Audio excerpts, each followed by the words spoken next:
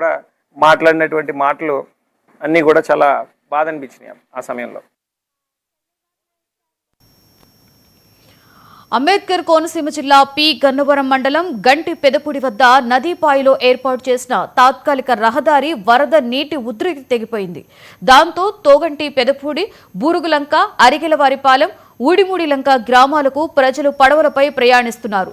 దాంతో రెవెన్యూ అధికారులు ముందస్తు చర్యలు చేపట్టి లైఫ్ జాకెట్లు, త్రాగునీరు, మెడికల్ క్యాంపులు ఏర్పాటు చేశారు.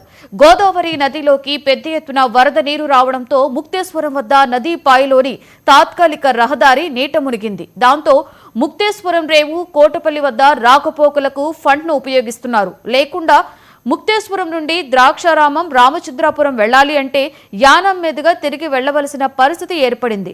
వరద ఉధృతి మరింత పెరిగితే కోనసీమలోని కనకాయలంక, ఐనవిల్లి ఎదురు బిడియం కాజ్వేలపై వరద నీరు చేరుతుందని స్థానికులు ఆందోళన వ్యక్తం చేస్తున్నారు.